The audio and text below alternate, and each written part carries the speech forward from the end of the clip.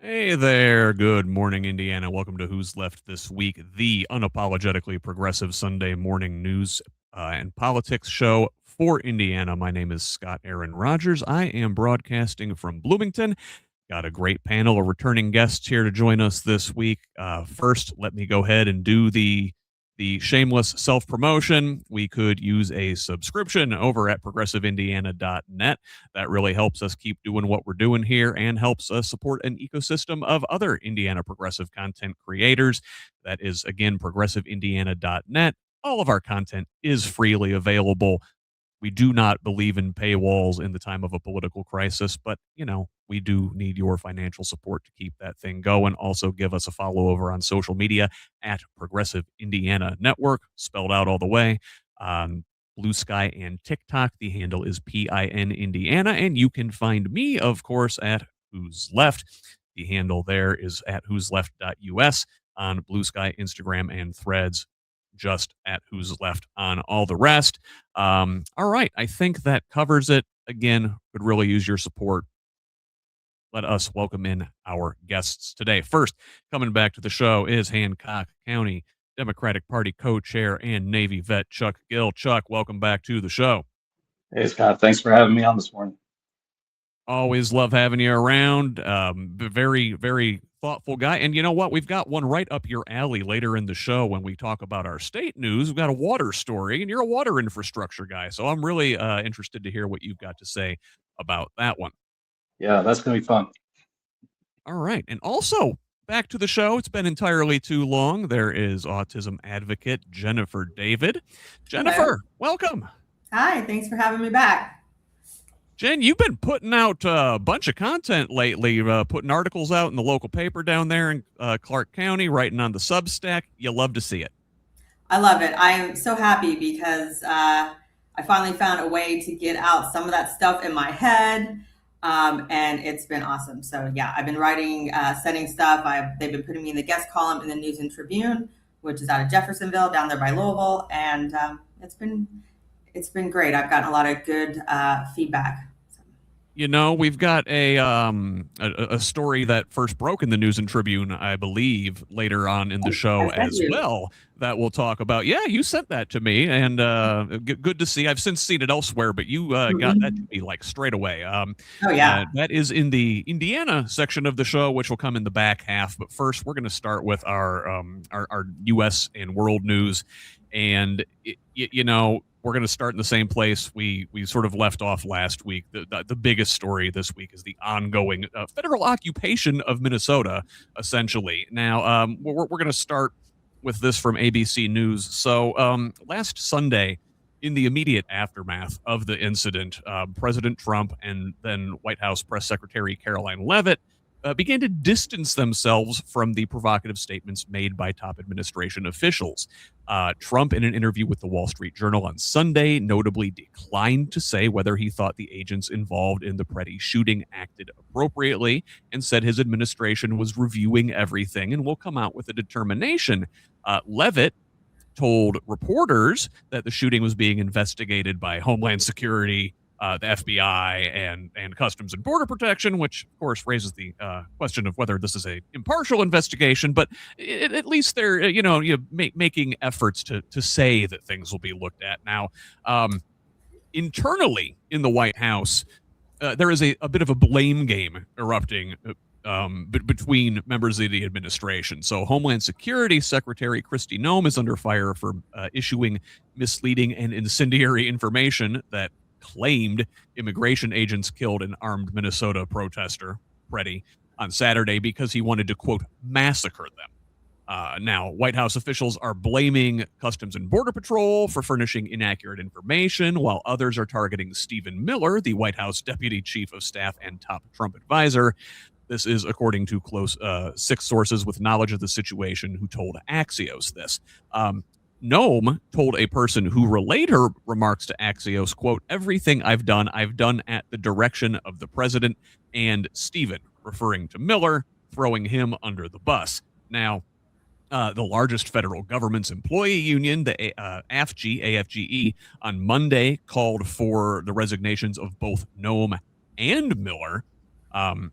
along with House Democratic leaders, including Minority Leader Hakeem Jeffries, with Catherine Clark, and Caucus Chairman Pete Aguilar, who similarly called for Noem to resign on Tuesday morning. Well, we didn't get Noem or Miller's head, but we did get the reassignment of Border Patrol Chief Greg Bovino. Fun story, by the way. But Bovino, the root word of bovine, cow. Well, Bovino is the sacrificial lamb in this case, as Trump is taking him out of Minnesota and replacing him with border czar Tom Homan, saying Homan will report directly to the president. This comes after Trump spoke with Minnesota Governor Tim Walz on Monday, saying Walz was happy with the news of the personnel change, while Minnesota Republican House Speaker Lisa DeMuth welcomed Homan's arrival as an opportunity for a, quote, reset. Now, Chuck, what do you think? Is this an opportunity for a reset? Is getting Bovino out enough? You're literally changing out one bull in a china shop to another. I mean, it on the surface it plays to the political noise that's happening, but it's not a positive change in my opinion. In fact, in some ways, I almost think it can go somewhat worse with him in charge. I mean, there's this talk of a quote drawdown, which whatever the hell that's supposed to mean. It could be 5 guys, could be 2, and holding accountable anybody. That seems like a, I don't know, contradiction in terminology. So it's not a positive. This is just trying to placate the masses that are outraged, and unfortunately, it's not going to be a good step for what this process is right now. What, Tom Homan, man of integrity, the same man who took $50,000 in a fast food bag in front of FBI agents and then had this thing swept under the rug by the Trump administration? Jennifer, what do you think? I mean, is this genuine? Is this an actual opportunity to reset or not? Well, I don't know. Are you hearing what you're saying? Because I don't think there's ever been anything genuine coming out of this administration at all. They're just playing triage. They are just trying to diffuse the situation. Ice Barbie's not going to last long. She's probably going to end up being the first one that's going to get, take the fall. And because it's not going to change the fundamental policies of the administration, no matter how they're trying to deal with this right now. And that's really the root of what we're dealing with. And it's so ingrained in our society and everything that the administration is trying to set up across the country right now. Okay. Well, so look, I mean, there are Republicans that are also getting involved in this and calling for change. So maybe that's a development now. Last Sunday, you saw over 60 Minnesota CEOs call for de-escalation in a admittedly very tepid and non-controversial letter. Still, this is the CEO class, a very Republican-leaning group. Furthermore, a Minnesota gubernatorial candidate dropped out of the race, citing the party's handling of immigration enforcement. This is Republican Chris Mandel announcing on Monday that he was ending his run for Minnesota governor, pointing to his party's handling of immigration enforcement in his state as his rationale. And Mandel said, quote, "I cannot support the National Republicans' stated retribution on the citizens of our state, nor can I count myself a member of a party that would do so," in a post on X. In addition to Mandel. Oh, sorry, Jennifer, go ahead. I was going to say, I think that the Republican Party is okay with that because they see those people as soft. I don't think that's going to change anything. I mean, the trajectory of what has been going on with these ICE raids and them being in these cities, it's going up, right? It just continues to go up. Now we've had 2 people killed within a short period of time. Just swapping that person out is not going to change the trajectory of what's going on. You still have ICE there on the grounds everywhere. Yeah, you're going to need a lot more breakaway than one guy. Chuck, go ahead. Absolutely. Well, and I was just want to tie on to that the systemic where they're racially profiling anyone and everyone that might potentially pose a risk. That is the fundamental problem. Until that is modified, it doesn't matter who's in what position. And I'm sorry, the gubernatorial candidate dropping out is more or less a political calculation because they're seeing the writing on the wall that nobody likes this. It is not going to be forthcoming for them to be, for their political future. But does that indicate that these people are having a change of heart? Absolutely not. I think that until the American people force a change in direction and philosophy, which these protests are doing they're getting it out there. I mean, people are motivated. That's what They has really to are. happen. We the people have to hold these. I can't say it, what I want to say, but let's just say we have to hold these folks accountable. And so listen, it goes beyond Mandel, right? Now there are Republicans at the national level calling for change as well. On Tuesday, Republican Senators Tom Tillis of North Carolina and Lisa Murkowski of Alaska called for Noem to resign. Tillis saying, quote, "I think what she's done in Minnesota should be disqualifying and she should be out of a job." Murkowski stopped short of demanding that Trump force out Noem, but did say she was disappointed in the DHS secretary. Now, the disappointment extends to other senators who are calling at least for an investigation into this shooting. Senators Bill Cassidy of Louisiana, Susan Collins of Maine, Mike Crapo of Idaho, John Curtis of Utah, and Jerry Moran of Kansas joined Murkowski and Tillis, saying there needs to be a thorough probe into the shooting. Senator Rand Paul of Kentucky, chair of the Senate Homeland Security Committee, called on the heads of ICE, CBP, and the U.S. Citizenship and Immigration Services to testify before his panel at an oversight hearing next month. Now, speaking of the ICE director, Todd Lyons, he had been ordered to appear in a federal judge's courtroom on Friday to explain why federal officials refused to hold a bond hearing for a detained immigrant, as U.S. District Court Chief Patrick Schiltz, a Bush appointee, mind you, had ordered, and to explain why ICE had repeatedly violated court orders in Minnesota over ICE actions.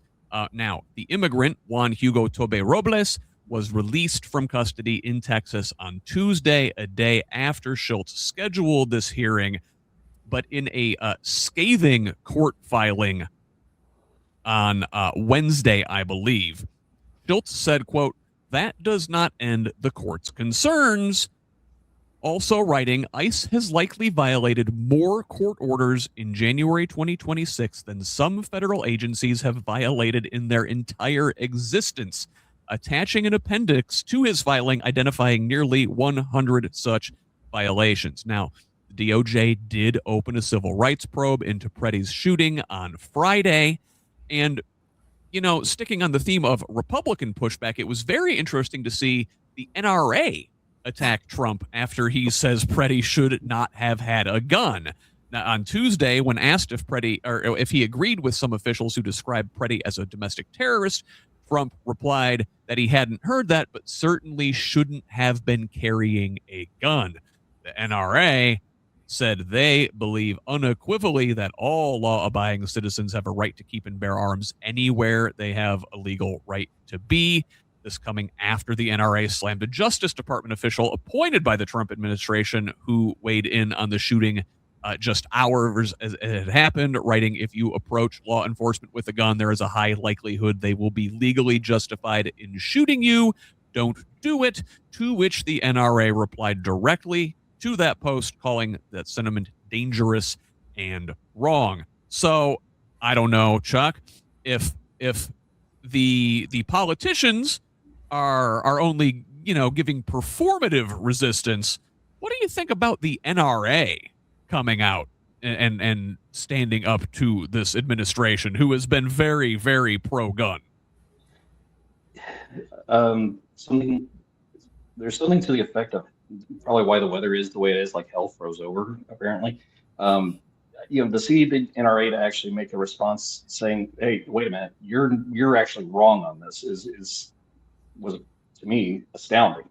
Do I fault legal gun owners? No, not at all. And Alex was not out there to harm anybody. He was, if anything, his instincts of the nurse were the prime thing of it. So this whole classification of that he was out to harm and massacre and do all these things, I mean, that was all bull because they needed to justify the killing and they needed to find cover. And that was the whole thing of it. The point, and again, as a veteran, this drives me absolutely nuts because I serve to protect all of our rights, even the ones I don't necessarily hold to as something that I would do myself. But you know what? It's not my opinion that matters. They are rights we have, and everyone should have those rights to use it. Nobody should be deprived of the rights, period. And the fact that, if you have a weapon, you're more prone to get shot. Square that off for me, because that doesn't make a bloody bit of sense. I mean, this is a constitution. We have constitutional carry here in Indiana, and how many people walk around with weapons all the time, and yet they're not getting shot? So, again, you make it make sense, and it doesn't.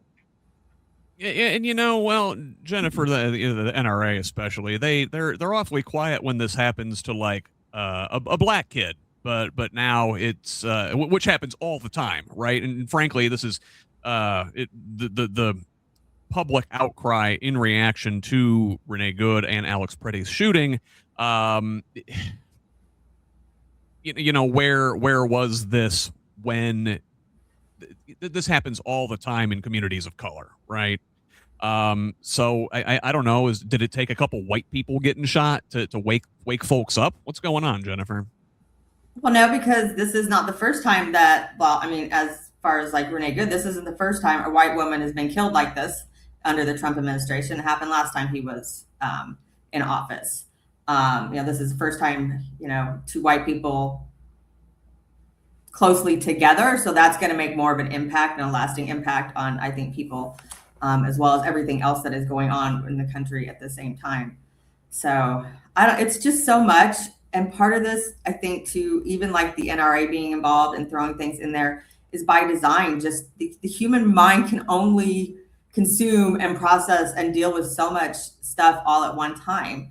And all of these things are just, we've just got all these things spinning and spinning and spinning. And the Epstein files, everything I see, all these different things that we're talking about, that comment comes up there again and again and again. So, and they're all interconnected too, right? Because if you're somebody, you're one of Trump's people and you're in those files and, the loyalty and, all of this, it's really about the systems. I think, Gill mentioned this too, the way that the systems are in this country, the way that they're designed.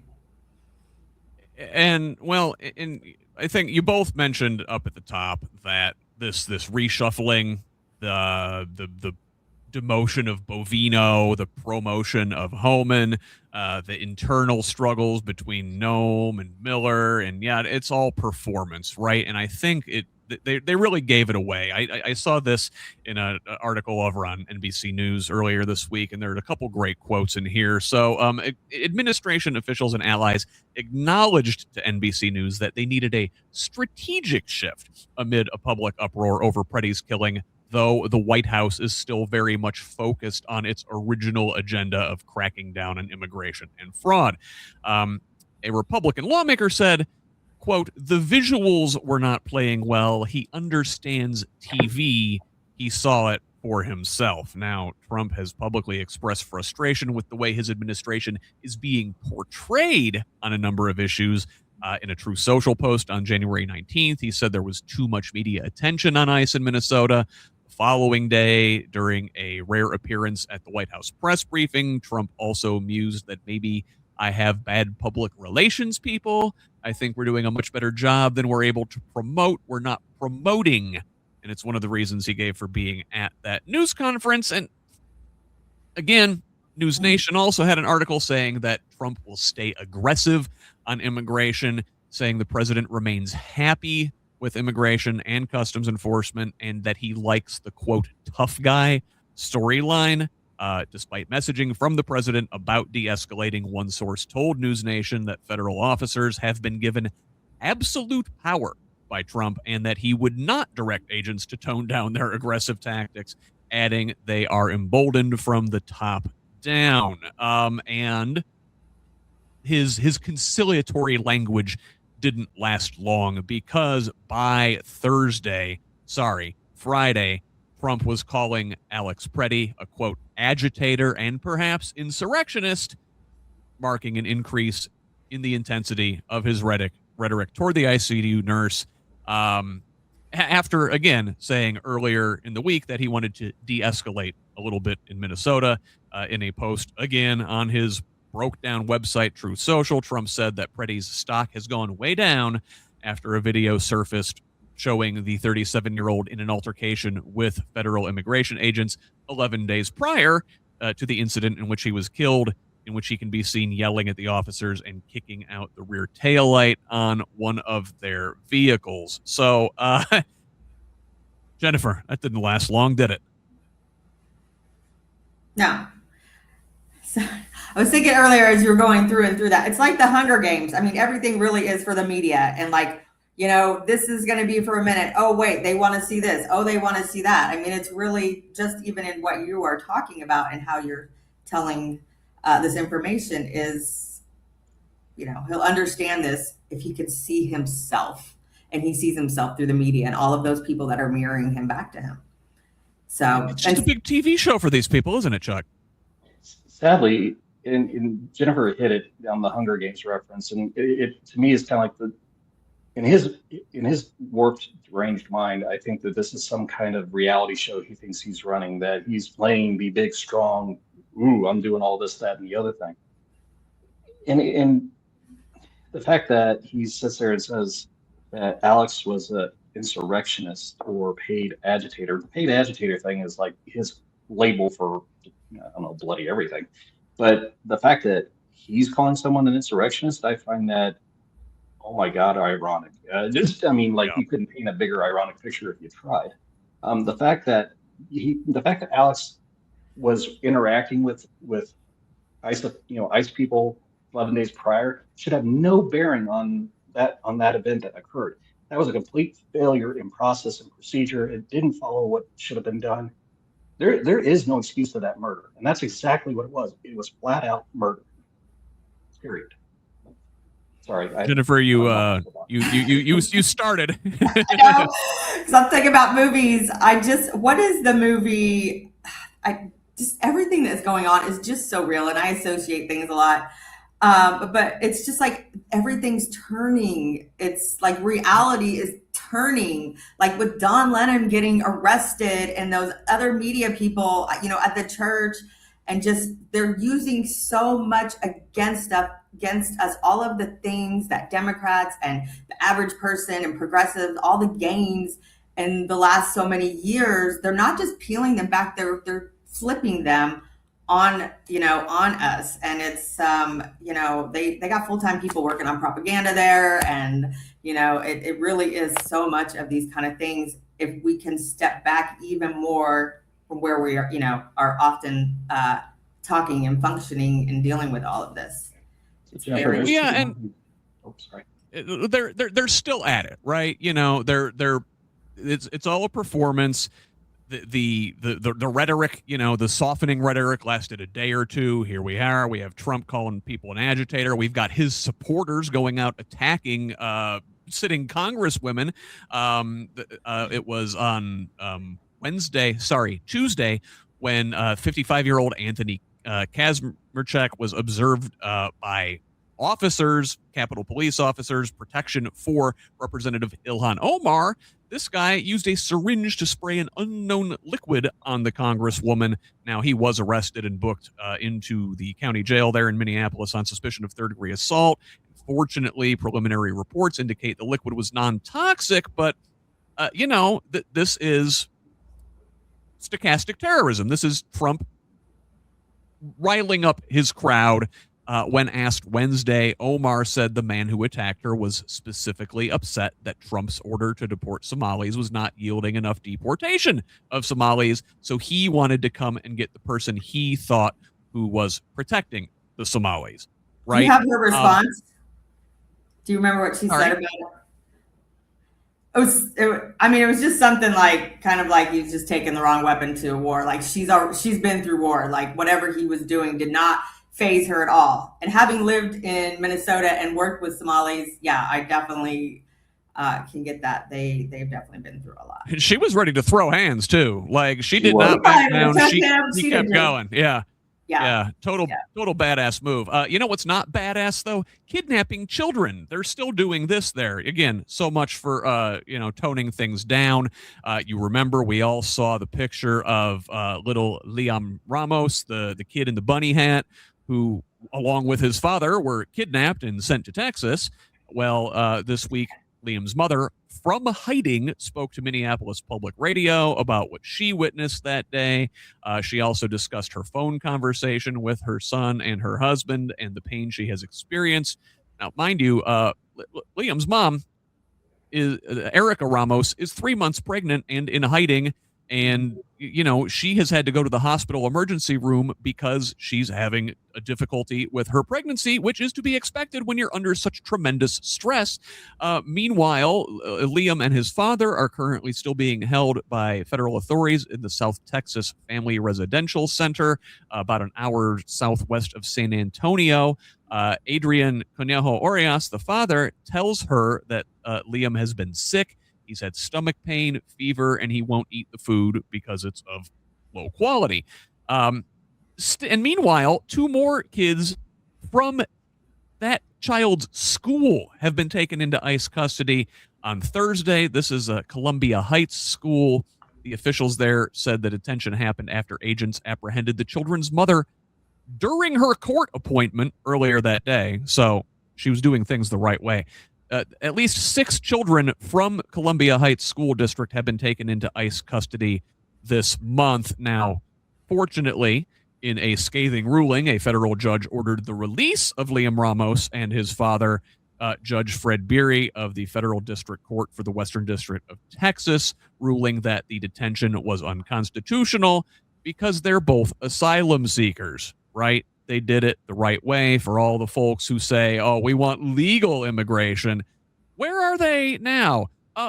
And by the way, in addition to the kidnapping children and the using the insurrectionist talk and their supporters attacking sitting congresswomen, we also sort of kind of invaded Ecuadorian territory when an ICE agent on Tuesday attempted to forcibly enter the Ecuadorian consulate in Minneapolis.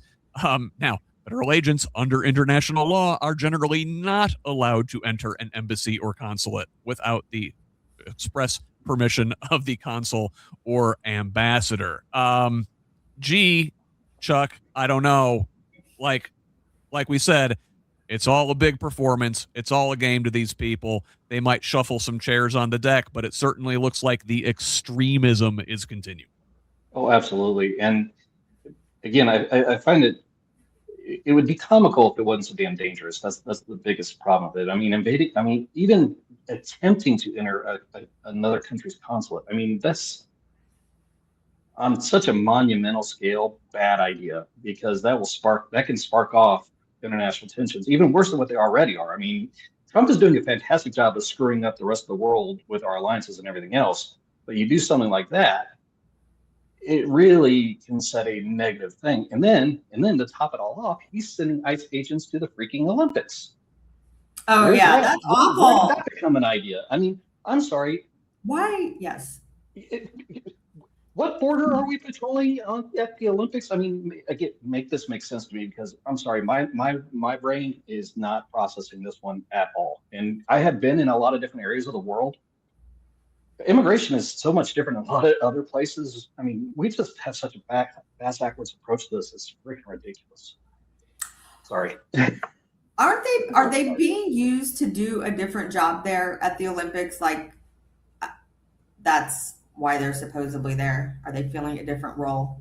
No, they're there to actually operate the twos, see who they can track down.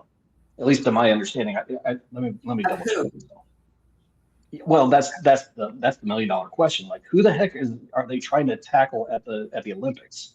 This is in another country. Like, how are they? Right, it's in another country. Immigration law are they enforcing in Italy? That is not their job. And I will tell you. Oh, I'm sorry, Jennifer. No, you go ahead. Go ahead. I was just going to say, there's this thing we have with a lot of other countries. It's called status of forces agreement, which tells you exactly what you can or cannot do in law enforcement. Like, so you can only enforce so many things in a foreign country, but you have to obey their laws first and then ours after that. So, and we would apply the same standard if people were coming here. Like, what happens if pick one, let's say the French Foreign Legion. Yes. Okay, perfect. They come over and say, hey, we're conducting immigration operations in your country. Could you even imagine the flip out from the conservative, law and order folks that are preaching this? I mean, it just does not. It doesn't track. Sorry, Jennifer, go ahead. No, Trump just pushes the envelope as far as he can. He just will try anything and see what happens. And he's positioning himself there, just the same as he's positioning himself here, in these states, and now trying to do it in every county. And Indiana's got a bill on the table that will help make that happen. So, yep.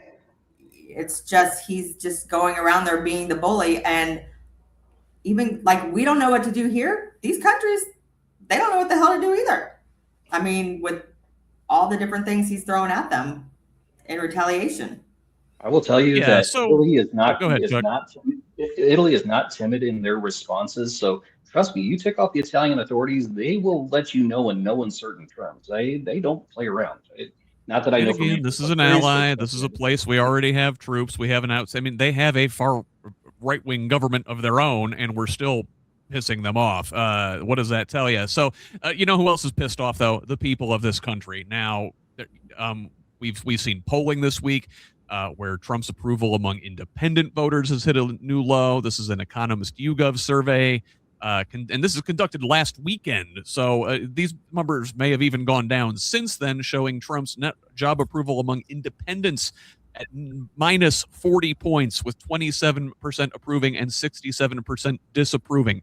Even a Fox News poll, which these are typically skewed toward Republicans, in this one, voters say the economy is in bad shape and that Trump's policies haven't helped, that he isn't spending enough time on the economy, and that things are unlikely to get better this year. That poll finds a 54% majority thinks the country is worse off today than it was a year ago, compared to 31% who say it's better off. Now, that 23 percentage point deficit comes from most Democrats and independents saying the U.S. is worse off, and a smaller majority of Republicans saying the country is better off. I really want to know who these people are.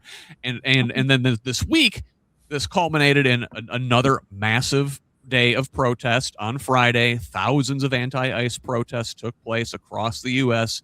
in a massive day of action. Protesters in Philadelphia, New York, Columbus, Boise gathered at city halls, courthouses, state houses, and legislative buildings in Minnesota, where tens of thousands of people turned out for economic actions and a rally last Friday to protest ISIS surge in the city. They did it again this week, with some businesses closing for the day and others staying open under different models, either donating revenue or providing free coffee and a place for people in the community to rest safely. Good to see. I think the people are getting it, guys. The people are getting it, right? I would believe so. And I want to go back to something that Jennifer said a little earlier about the movies and how reality is kind of flipping on its head. And the two movies that ran across my mind were V for Vendetta and Civil War, which was a more recent movie. Those two are kind of, and hopefully the second one doesn't happen any more than the base idea. But the people standing up for themselves is what is absolutely key. I mean, when did it become okay to kidnap kids? I mean, when did that become something that the United States said was okay? Confining kids is what, I hate to say it, the Taliban would do, or ISIS, those kind of things. But that's what happened in the first administration, and people knew that, and they continued to vote for him. Right, and for some reason that becomes there's some calculus or some kind of crazy thing of saying it's okay to treat these people who are foreign any way we wish to. What happened to just basic human civility? To treat us as human beings instead of objects. And I think that dehumanization is one of those things we really have to fight, on the left, of saying we see people as humans first. All the rest of it doesn't matter at all. And we need to get back to that. As a country, we need to get back to that. And I think part of that is what we're talking about here is the children, because if we're a society that can accept that, and the Trump administration is purposely doing this, because if they're able to show, oh, this situation is so bad, these people are so bad that we have to go into schools and we have to, take 5-year-old children. And if we can accept that, then they can continue to get away with that. Well, and here's the funny part that I wanted. You just hit on something that I wanted to point out with the kids, right? Supposedly now the Republicans are all big about pro-life, right? Oh, square that up, make that make sense, because they care about the kids before they're born. Sometimes, maybe, possibly, but they don't give a flying rip after they're out. So again, it's the dichotomy of not they don't care about the process afterwards, because they take away all these things that help people actually live their lives.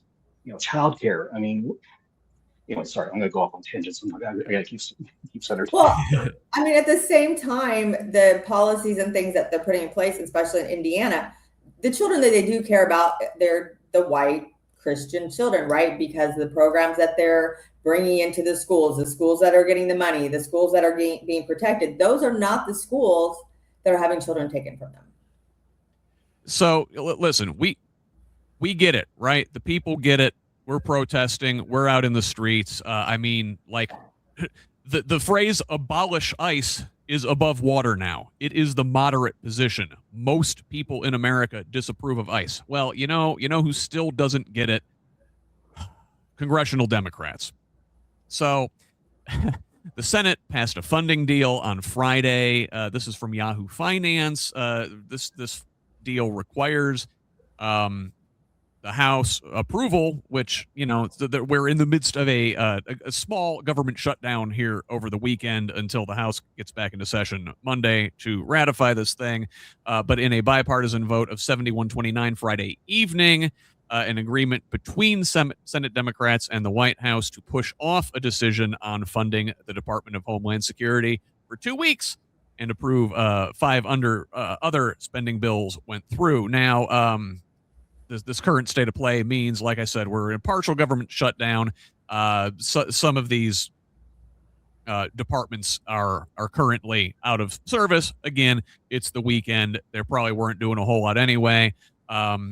But funding for the Pentagon and State Department, as well as Health and Human Services and Education, are approved if this quintet of other bills goes through. Now, Truthout had a good analysis of this. Democrats were hoping they could force negotiations on 3 pretty timid demands: ending roving patrols by immigration agents and tightening rules requiring the use of warrants, creating a universal code of conduct for federal agents when it comes to the use of force, and forbidding agents from wearing masks, requiring them to display their identification more clearly, and making body cameras an essential feature of their work. Now, mere hours after they blocked the spending package on Wednesday, Democrats rolled over and kicked the can down the road for 2 weeks, allowing Democrats and Republicans time to negotiate over those issues and hopefully more. This deal represents a major concession from Democrats. By allowing spending for most of the government to be approved, they give up a large bargaining chip to ensure their demands, however milquetoast, are taken seriously.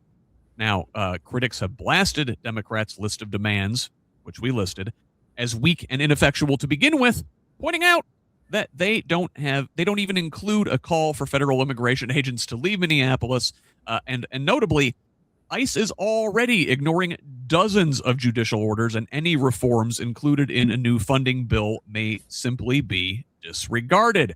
I mean, Chuck, there was the shutdown in the fall over health care. Democrats had leverage. They pissed it away. Here, Senate Democrats have leverage to defund ICE, they piss it away. They give up their leverage. What you get to the point where you feel like they're not really on our side, that they're just complicit and they give token resistance for optics. Unfortunately, the politics plays harder than the needs of the people. And that's why I've said for a long time that we need to institute across the board term limits and have some massive reform in how we have people in these positions. Because if you listen to the majority of the groundswell, the grassroots Democrats right now, they are not in line with what's in Washington right now and what's occurring, because they are not looking. They're like, why would you give up that advantage to actually make a meaningful impact and make millions of people's lives better by revoking this crap? I mean, sorry, again, trying not to go off on tangents. Sometimes with Democrats, they think it's kind of like, if I let this little thing go, it's going to allow me to help people more this way, and deluding themselves that you have to start somewhere. You can't, you get in office, a lot of people run for very good reasons. They get into it. They want to stay there, and staying there involves a lot of times sacrificing your morality to stay there. And a lot of times deluding yourself into thinking, okay, well, this is the bigger piece here, and this is what we're going for. And the Democrats don't have a lot to stand on right now because they gave in last time. And that was a very long time that, we fought. And everybody, a lot of us were very upset, especially progressives. And so, I mean, they just really don't have a lot to stand on top of the fact that our party is so divided as well. It's divided between folks that want to draw a line in the sand and folks who are like, well, burying their head in the sand. Maybe if we just compromise with the far right this time, we can live to fight another day. We've been doing that and compromising with the far right for like 50 years, and it has gotten us exactly where we are now. We should have drawn a line in the sand way back there, and we haven't. That's part of how I think a lot of Democrats continue to run their campaigns too, right? There's some candidates, all I hear them talking about is Republicans. It's like, what the hell? What ticket are you running on? Republicans are not going to come and vote for us. You need to be spending your time getting more people, more Democrats out to vote for you. You rile up the base, and you get people that have been disillusioned with the process involved. That is your voter base. We're going to end on that later in the show. There was a really good study on this in Indiana this week. But I mean, Chuck, that's it, right? We're not. People are not excited by squishy. No, not anymore. There is, and I've seen this in our local candidates. We want to, we have candidates running that are basing on actual human needs and in taking, the stances where it needs to be made, not compromising where it doesn't need to be made. And now, full disclosure, compromise in a certain way does make some sense if you're dealing with rational, logical situations. However, the situation we're dealing with now is not in that framework by any stretch of the imagination. So we as Democrats, as progressives, as the left generally, and I'm not saying go full militant, but I'm saying we need to take a tough stand, have a spine, and stand up for what we damn well believe in and not give into it.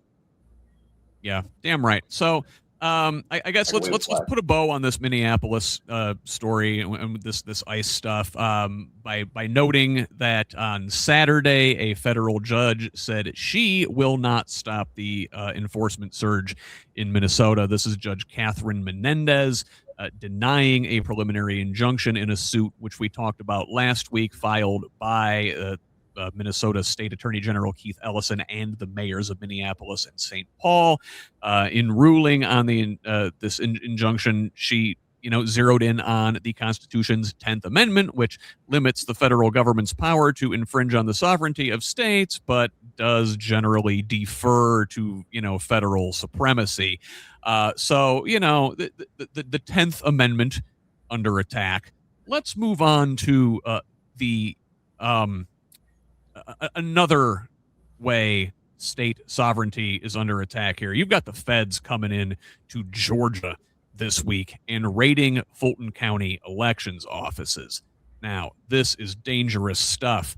From ProPublica, quote, when the FBI executed a warrant on Wednesday to seize records from the 2020 presidential vote in Fulton County, Georgia, it marked both an extraordinary event in the history of American elections and a significant escalation in President Trump's breaking of democratic norms, several legal experts said. Now, we all remember Trump has long claimed without evidence that the 2020 election was stolen from him and blamed Georgia in particular for his loss to Joe Biden.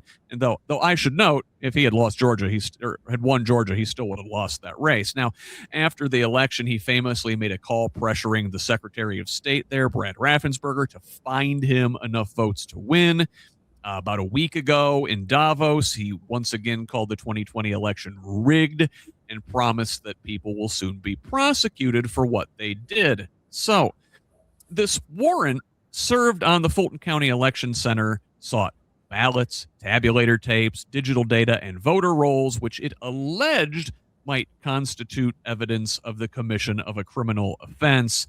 Mo Ivory, a Democratic Fulton County commissioner, arrived on the scene shortly after the FBI agents did and said that once an error on the warrant was corrected, they backed up lines of trucks to the election warehouse and spent hours carting away boxes of ballots and other materials. The search began in the morning and was still going on well past nightfall. Now, other local officials there, Fulton County Board of Commissioners Chair Rob Pitts and County Board of Registration and Elections Chair Cherry Allen spoke outside of the election center Wednesday night, detailing what they knew about the seizure. This is from Fox 5 in Atlanta. Both Pitts said they do not know where the FBI is taking the boxes or what they will do with them. Quote, we can no longer, and I no longer, as the chair of this board, satisfy not only the citizens of Atlanta, but the citizens of the world that those ballots are still secure, Pitts said. So these ballots have been sealed under a court order in a civil trial, and Commissioner Marvin Arrington said one of the primary concerns now is that they are being seized is what will happen to them once they are out of Fulton County's custody. So this raid may have been illegal, according to Democracy Docket, and they warn that the 2020 election isn't the real target. It's the 2026 election that is the target. And the Center for Election Innovation and Research Executive Director David Becker said in a press call that ongoing through 2026 and perhaps 2028 election cycles, the administration is going to use some of its actions to fuel false claims of fraud, to spread disinformation, to encourage distrust of our election system, particularly when elections yield results that the president doesn't like. And particularly concerning in this raid, as if the entire thing wasn't concerning enough, is that Director of National Intelligence Tulsi Gabbard was there. This is from ABC. She was seen on Wednesday at the county election hubs and operations center as the FBI conducted the search warrant. Now, Alexa Henning, the DNI's deputy chief of staff, claimed in a post on X Friday morning that intelligence has found that foreign actors are developing more and more sophisticated cyber capabilities that target critical infrastructure, which reinforces the need for ODNI to ensure that these efforts do not impact the election process. So a lot there, Chuck, but I mean, it sounds like these ballots are now out of the hands of local election officials and under possession of Kash Patel's FBI. Can we trust any findings that they come up with? I'm sorry, I can't keep a straight face in answering that question legitimately. I mean, the FBI has, in my mind, just no credibility at this point. I mean, you have the federal government coming into a state, stealing their election, all their election records. And again, how have we gotten to this point? I mean, allowing that to happen is absolutely insane just on the surface of it. And the think the FBI is going to come up with some kind of reliable investigation? No. But then the other part of it with Tulsi Gabbard being there, I think this sets up more or less a kind of QAnon type of thought process moving into the future and lending credence to all these wild, weird conspiracy theories that are going to grow. And these are just they're just fertilizing the field with as much bull as they can spread. It's just this. I mean, it's just it'd be like the same thing if they came into Hancock County and stole our records. The whole county would be up in arms over it, and rightly so. And so what are they going to do? They're going to come in there and they're going to say, we found evidence of fraud, right? We found that Nicolas Maduro was flipping votes or something using Marjorie Taylor Greene Jewish space lasers, right? Like, what are they going to come up with? What are they going to say? And then Jennifer, like, what does that mean for 2026? What does that mean for 2028? Well, I think what it means is what it means to Trump. He just can't let it go. He cannot have the world thinking that he lost that election, and he's stuck on it. And I think that's really all he wants. He just wants to prove everybody what he thinks that he won, and he can't move on for it. The pictures of Tulsi Gabbard, I think I saw one online. She was like hiding behind a wall or something. She had her hat real low and everything. I mean, her being there, one, it shows the world, oh, this is something important. It's undercover, it's again all that performative stuff. So I consider myself on the left flank of the Democratic Party, and I know some people out here, maybe even further to the left of me, who really liked Tulsi Gabbard at one point. They thought that she was a real stand-up progressive person, and it turns out she was a grifter the whole time who just wanted to be close to power. God help us if she's involved in any of this election business going forward. Yeah, that's definitely the vibe she gives off, especially seeing her, like, part of that picture, like, that's what I thought, what I told you, but also part of it to me was like her kind of being like, oh my God, am I really here doing this? Have I literally sunk this low to be here? Because, some of that stuff that these people are doing, they're doing because, they want to continue to kiss the ring and stay where they're at, whether or not they agree with it or not, they're sure as hell going to do it. Well, Jennifer, just like that gubernatorial candidate in Minnesota, like at any time, at any point, you can stand up and say, you know what, I'm out. Well, you know what? She's not gotten there yet. I actually wrote a piece that I haven't released yet, but it's about how people, you either have to like wake up or just, break from reality, just continue to be broken from reality.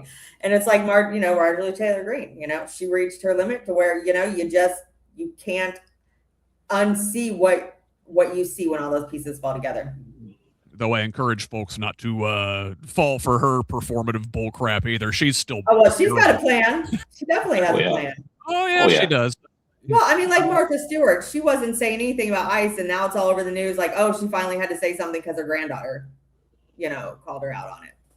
I mean, I guess I welcome these statements when they come, but you have to take the entire body of work, right? Chuck, I'll give you the last words on this Georgia election story.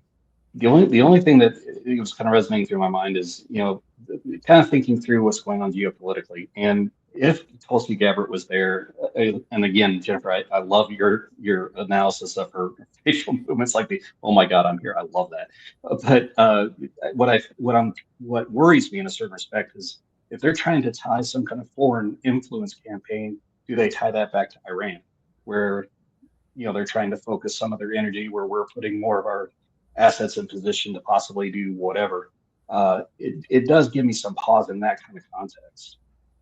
It's crazy, Chuck, that we're just like living in such crazy times, everything everywhere all at once that you just mentioned in passing the buildup of in the Persian Gulf and potential war with Iran. And we're That's it. That's all we're going to talk about it today. This should be the top story in any normal time, but we have to talk about the complete erosion of the constitutional order. We talked about the 10th Amendment, separation of powers, and the things left to the states. Well, the First Amendment is under attack as well, and freedom of the press. So this from the Minneapolis Star-Tribune. Journalists Georgia Fort and Don Lemon were among 4 arrested over a protest during a St. Paul church service.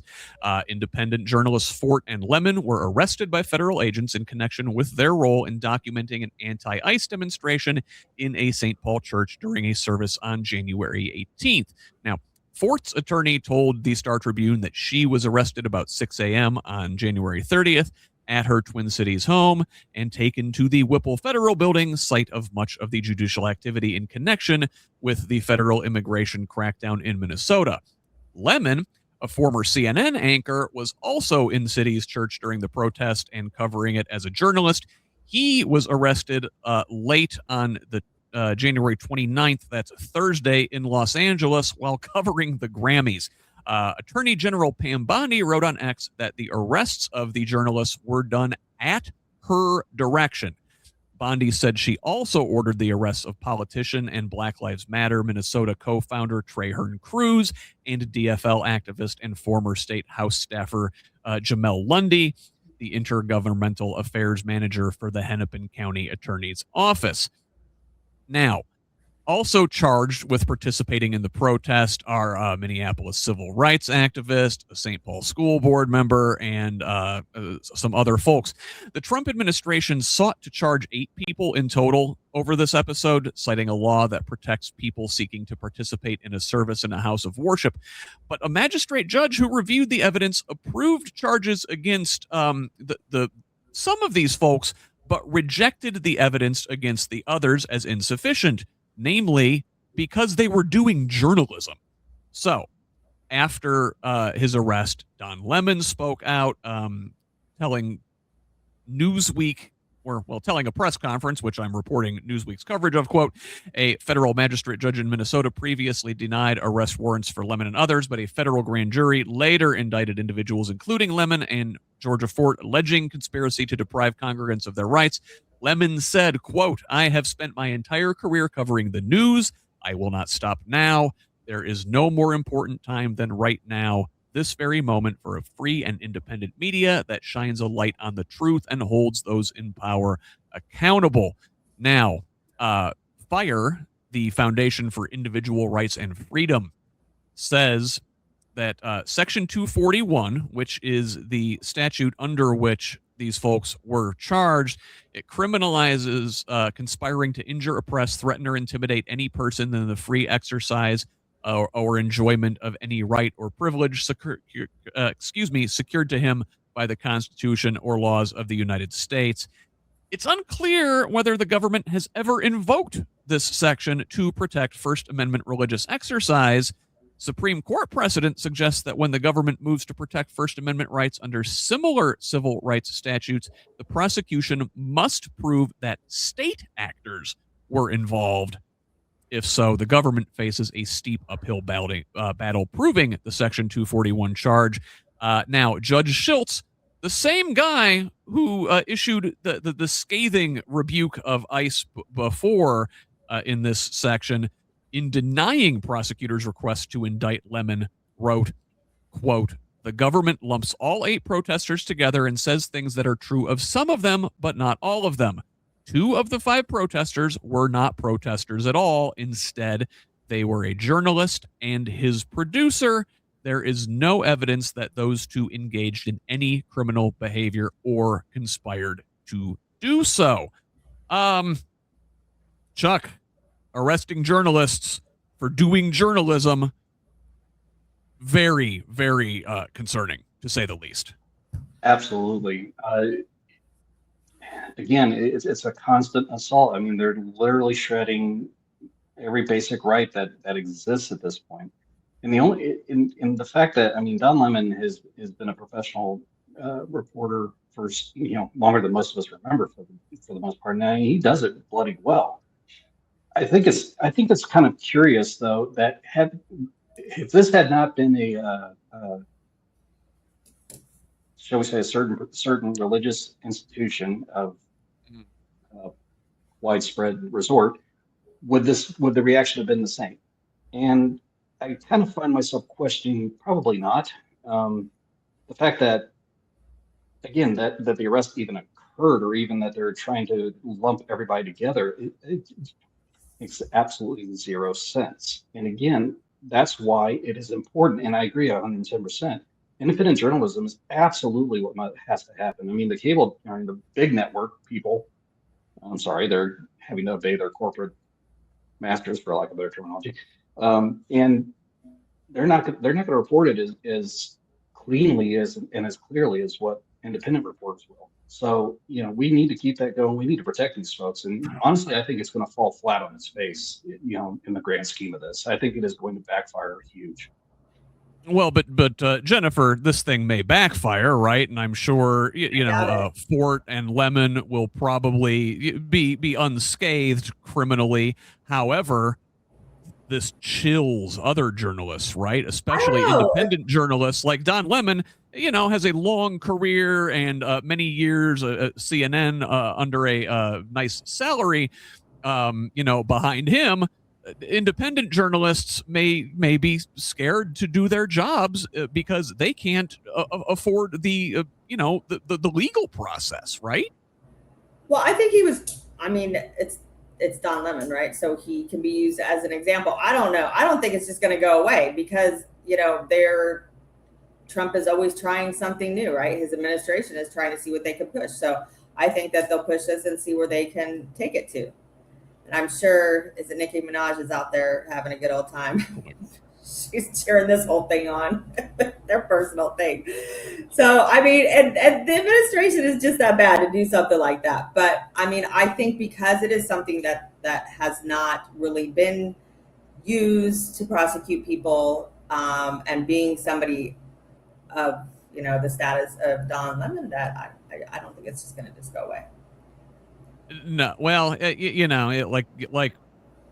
like you said, it may not. He'll be able to weather that storm, at least financially, in terms of paying his attorneys. But independent journalists may just not cover controversial stories like this for fear of their legal exposure and going into bankruptcy trying to defend themselves.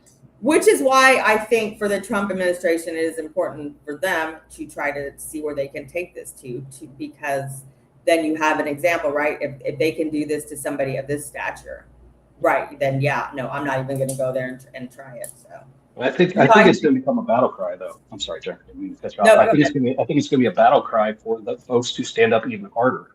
Honestly, when it comes right down to it, I don't think it's going to chill anybody. I think it's going to say, oh, hell no, you're not stopping me from doing this job, because it is a constitutional right, and I'll be damned if it's going anywhere. At least my 2 cents. Yeah. So a couple more things I wanted to cover before we turn the corner and get to our Indiana stories this week. President Trump did nominate a new gentleman to be the chair of the Federal Reserve. This is from PBS. Trump announced on Friday that he would nominate Kevin Warsh to be the next chair of the Federal Reserve, an independent agency that has been under pressure from the president to lower interest rates for the last year. If confirmed, Warsh would succeed Fed Chair Jerome Powell, who, mind you, Trump himself appointed during his first term and who has now incurred the president's wrath for not heeding his demands. Powell's term expires in May. Warsh served on the Fed Board of Governors from 2006 through 2011, where he had an opportunity to help shape the economy during one of its greatest periods of turmoil, during the Great Recession. So CNBC reports that Warsh emerged from his first term as a Fed critic. He warned that large-scale asset purchases and near-zero benchmark interest rates ran the risk of distorting markets and undermining long-term price stability. While supporting earlier efforts, Warsh voted against the second round of quantitative easing. Bond purchases, stuff that gets way over my head. But, the thing is that if Trump thinks Warsh will be able to just push through these aggressive rate cuts, he might be in for an unpleasant surprise. Multiple voting members on the Federal Open Market Committee have expressed resistance to cutting further until there's more evidence that inflation is definitely moving toward the central bank's 2% inflation goal. We've been running consistently higher than that for some time now. Both Democrats and Republicans have largely praised this move, thinking of Warsh as an independent figure. We'll see what kind of deal he made with Daddy to be nominated as the new Fed chair. But largely, he has seemed to be independent. My first thought is it's pronounced wash. I kid, but Chuck, do you have thoughts on this Warsh fellow? I'm sorry, I don't. I got to recover past that joke. That was a great plug. I love that. Yeah. Honestly, again, it's more of the same, putting in sycophants where they don't need to be placed. I mean, the Fed is supposed to be independent. And I think Jerome Powell has definitely set that stage. He set that bar pretty high, and I've got nothing but mad respect for him for standing his ground and doing his work as he should. This guy, no, he's going to do whatever he's told. Well, let's hope so. It seems like he has been critical of especially low interest rates. I don't know. Jennifer, is this up your alley at all? How do you feel about this? Not a lot, I get except lost on these things. Trump is not going to just stick anyone in there. So he's already had hard enough time with this and trying to get rate cuts. So I'm sure he'll just be another lapdog. We will keep an eye on it. Now, one thing that we've been keeping an eye on for some time is this whole business with the Epstein files. Now, on Friday, we got a huge dump from NBC. The new document dump dwarfed the two earlier Epstein file releases, including more than 3.5 million pages, 2,000 videos, and 180,000 images. According to Deputy Attorney General Todd Blanche, who said so in a press conference, also saying that constituted about half of the more than 6 million Epstein-related documents the DOJ collected. Now, so does that mean that half are still outstanding? Because the DOJ has missed a December deadline to turn over all of the unclassified documents, with certain exceptions, required by the Epstein Files Transparency Act, which was signed into law November 19th and gave Attorney General Pam Bondi 30 days to release all of the department's Epstein files. So here we are now, some 60 plus days past that, when we've got about half. The law also required the agency to explain any redactions to Congress, but some of the newly released documents were heavily redacted, including 81 pages of an 82-page document that refers to Epstein's psychological review. One 7-page document was completely redacted and later appeared to have been removed from the DOJ website entirely. So, some of the big takeaways from this thing, according to CNN, Trump's name shows up a ton in the latest batch of files, which includes material ranging from investigative documents to emails to news clips. A few of the mentions stand out. So first, there is this email chain. I think this is the one that most people are focusing on online. This email chain from August 2025, in which an apparent FBI employee displays a list of apparently unsubstantiated tips involving Trump and Epstein. Many of them are quite salacious, very difficult to read if you've read any of them. Also referenced were a Southern District of Florida draft indictment from the 2000s that would have charged Epstein alongside what appeared to be 3 others who are described as having been employed by Epstein. The individuals' names are redacted, but are described as facilitating appointments between Epstein and girls. This tranche of documents also includes references to figures such as Commerce Secretary Howard Lutnick, Trump sycophant and tech mogul Elon Musk, Also includes more references to Bill Clinton, and former Trump advisor Steve Bannon is mentioned in these files as well. Jennifer, have you seen any of these accusations? Apparently, these were things called into the FBI tip line, and were in various states of being followed up on. Some could not be followed up on. All of these things are said to be unsubstantiated, but like, man, if there's even a kernel of truth to any of those allegations in that list, that is disgusting.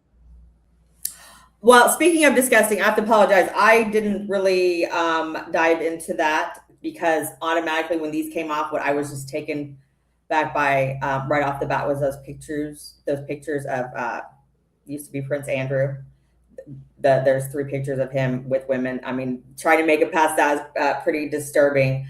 And just kind of there was so much that came out yesterday, right? So talk about Bill Gates and Elon Musk came up as well as some people closer to home that I'll let you talk about whenever you're ready with that. So I unfortunately don't have a lot of context with specifically what you're talking about there. So let's give it to Gill. Well, you know what? Listen, I don't blame you. These, and again, I have to state that these are things that were called into the FBI tip line. Anybody can call anything into the FBI tip line, but man, there is a whole lot of smoke, and even so much as an ember of truth in this, Chuck, should put people in prison at the very least for a long time. It should definitely invite a greater degree of scrutiny for sure. The disturbing some of the things I've seen, just, you know, of course I couldn't digest all of it because just, yeah, you almost want to vomit when you get halfway through even a part of it. But it's just, yeah, that anybody involved in it, it doesn't matter what their affiliation is or what their current position is. If they're involved in that and proven to, you know, again, guilty beyond, you know, guilty as charged, then they should be dealt with accordingly, as according to law, and it should apply universally without question.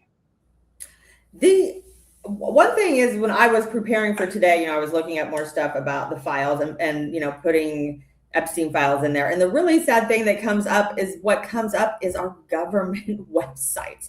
The amount of information in our government website, like the files and all of this, is massive. It's just massive. And we're not even going to, you know, hear most of it at all. It's, you know, all redacted. But the thing is we are talking about all these different people, and there's more and more people, and they're all people of money and power.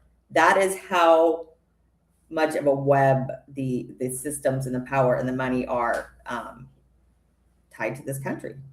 It really goes to show, if you've got enough financial wherewithal, you can get away with anything, including the sickest shit you can imagine. Yeah, and the redaction, the lack of the fact that they didn't adhere to the proper protocols for redactions. I mean, some of the victims that were named that shouldn't have been named. There was, you know, pictures that were not. I mean, this was.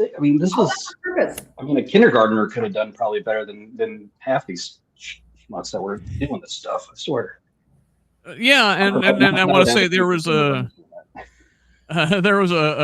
group of, you know, like 20 survivors that, you know, said afterwards that they were, you know, still very concerned that number one, about the redactions and people's names being exposed, but also, again, where are the other half of these files? What's in these other nearly 3 million documents that we're not getting? So let us move on. Let's turn the corner. We're a little bit behind schedule, but just big news week again this week. You know, drinking from the fire hose here. But let us have a little sip of Indiana news. Well, we'll start at the crossroads here of Indiana stories and national stories.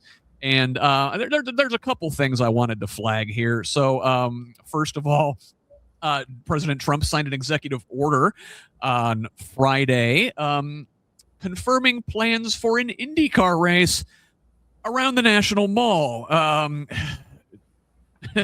So previously, Transportation Secretary Sean Duffy posted an AI-generated video. This is last week depicting such a race, and Trump shared the video and expressed support for the idea, wanting it as part of celebrations for the country's 250th birthday.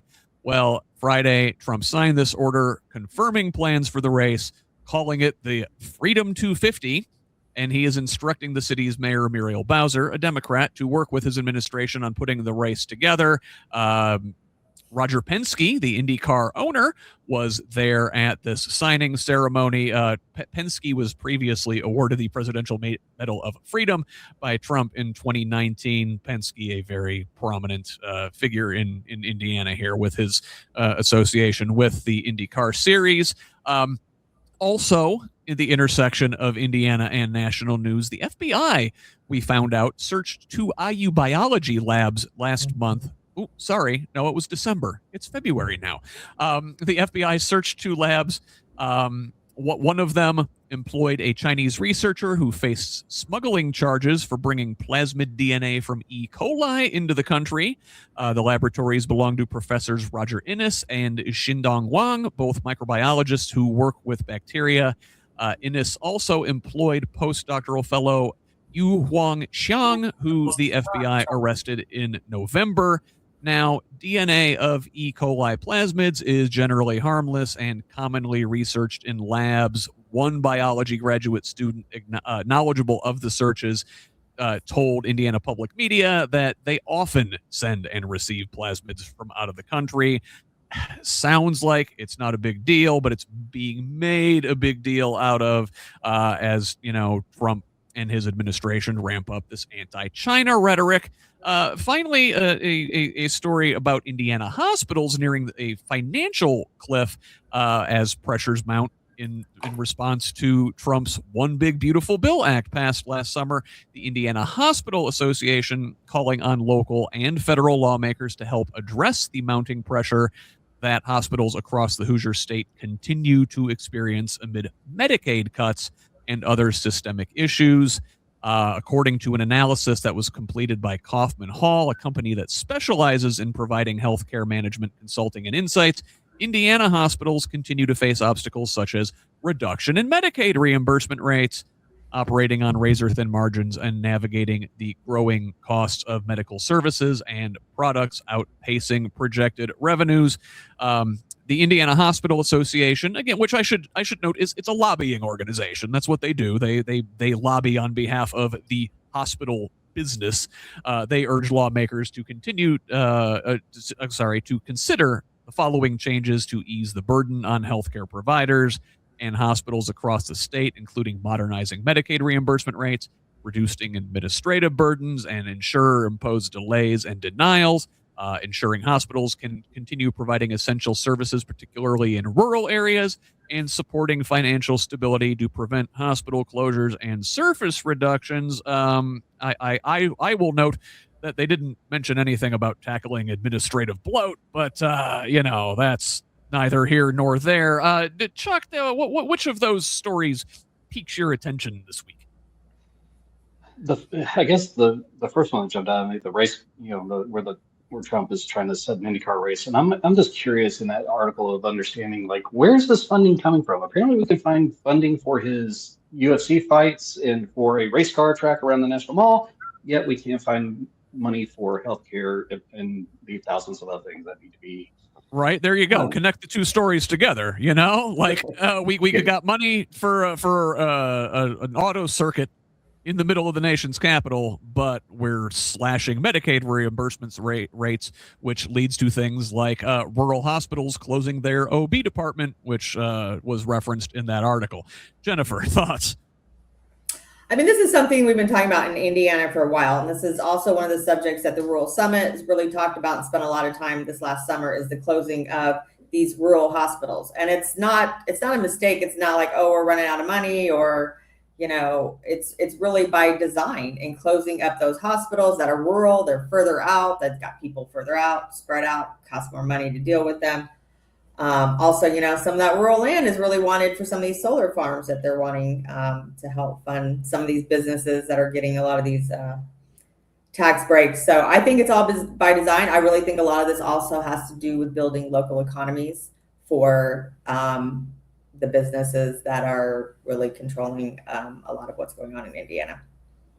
Well, supporting hospitals would be good for local economies, right? Supporting hospitals, It would supporting be. schools. I think that I talked about this with Nate Stout earlier this week when he was on a live recording of the Who's Left podcast. We were talking about how, rural hospitals and rural schools are economic engines of their community. And if you do things like hire teachers and hire janitors and hire hospital workers, those folks take that money and they spend it directly back into their local economies. It props up the whole thing. We're cutting out the bottom of our communities by these cuts. I want to say yes, you would think that, but it costs the government a lot more money. It's the same thing with schools, right? When they're trying to make the schools consolidate instead of having small schools in different areas, because rural areas are quite spread out. That's why they're rural. And so this is something that's happened over Indiana, even though these schools are the heart of the communities, exactly, what you're talking about. But you consolidate the schools where you want people to live, you consolidate the healthcare that they need to have access to.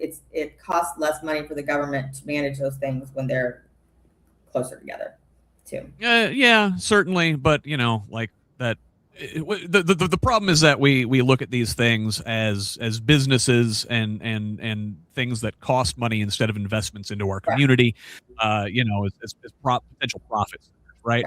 I want to move on to what's going on in the State House this week, and I should point out that yesterday I had Mad Voters Director of Advocacy Katie Rector on for an hour. We did a review of this past week at the Indiana State House, talked about a lot of the bills that they are tracking. We'll talk about a couple of those here in this segment and a couple ones that we didn't talk about. That one is available on Progressive Indiana Network for you to watch if you missed it yesterday. So, but moving into the State House here for our purposes, Jennifer, I referenced this one earlier in the show. So, Republican Ed Clear of House District 72 down in your neck of the woods there. He's in New Albany.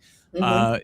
He announced he is leaving the Republican Party and will run for mayor of New Albany in next year's municipal elections as an independent. Yeah. Clear said, quote, "There are many good Republicans, but the Republican Party has lost its way and I can no longer be a part of it." Clear broke with the party on several issues, including redistricting, syringe exchange programs, transgender rights, and partisan school board elections. He said that there's been a fault line in the Republican Party, particularly in his community, after the investigation and conviction of former Sheriff Jamie Knoll there. Remember, he is the former Clark County Sheriff and former chair of the 9th District Republican Party who was sentenced to prison in a public corruption and theft case. Claire said he and others in the party who were strongly opposed to Knoll and his influence were in one group, and those who were under the influence of Knoll and did his bidding were in the other group. A lot of those folks are still around, I imagine. And I want to get your thoughts on this one, because this is I didn't know you're going to bring the whole Knoll thing in, so that just complicates everything. But incidentally, I just wrote something for our local paper about Knoll and the sheriff race. But it's this is the thing about Southern Indiana is the Democrats and Republicans, like, it's just a crazy bunch of like, it's just not your typical people, and so the lines are blurred and they cross so much. But Ed Clare is a very beloved state legislator out there. I've yet to meet anybody who says different, except for the Republicans who have sent out this awful letter in response to him leaving them. But he is just one of those people that, he is a friend to everyone, and he really fights very hard.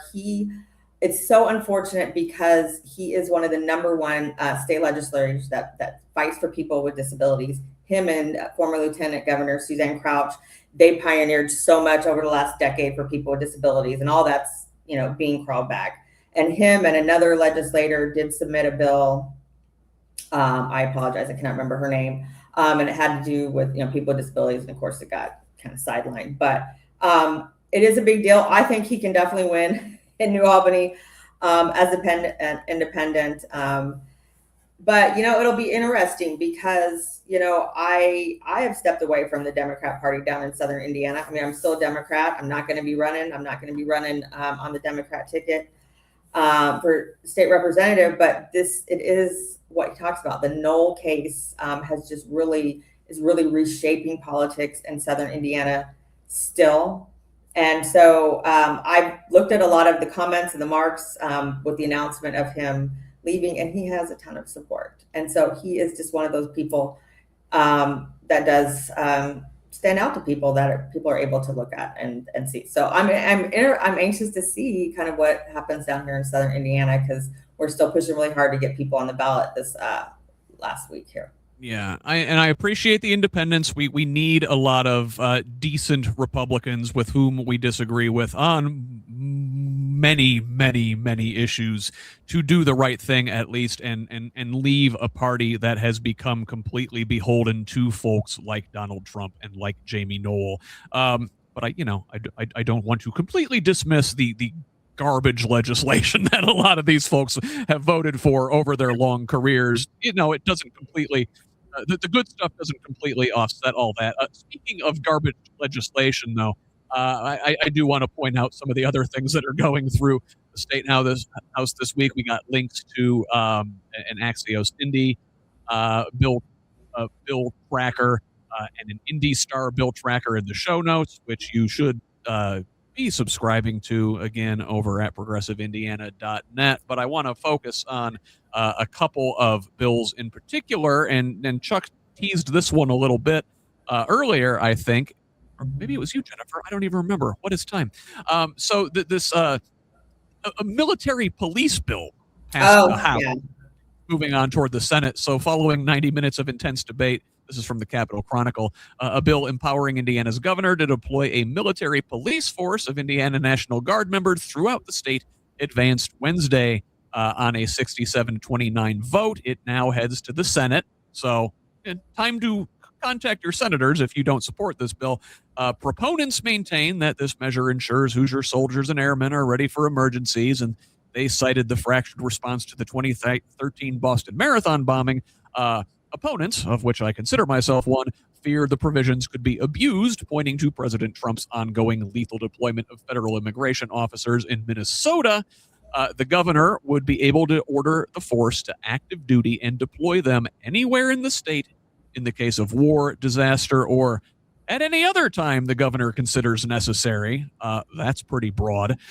He'd have to provide a reasonable notice to affected law enforcement agencies and coordinate with them, again, as circumstances permit. Very vague language.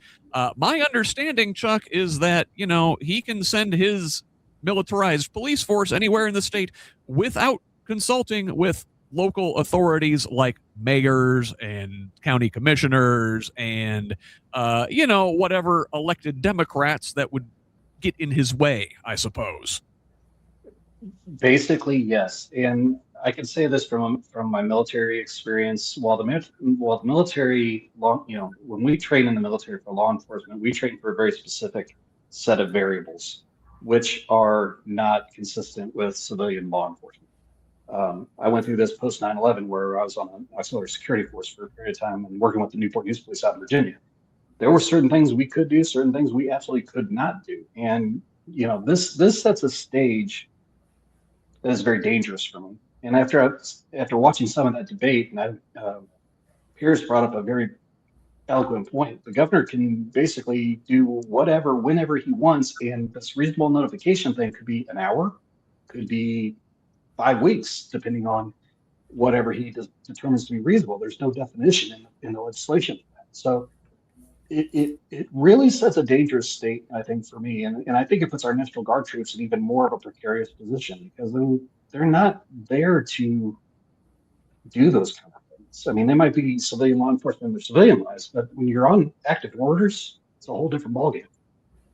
Yeah, and again, there's a lot of leeway built into this thing, a lot of vague language. We're trusting Mike Braun's judgment and discernment here. I don't trust Mike Braun's judgment and discernment. I want to look at another couple bills that are moving their way through the State House. There is a hemp-related bill which passed the Senate and is moving on to the House. This would alter the state's definition of hemp to match the federal definition. Under this bill, residents under 21 will not be able to enter an establishment that mainly sells tobacco products and products containing THC.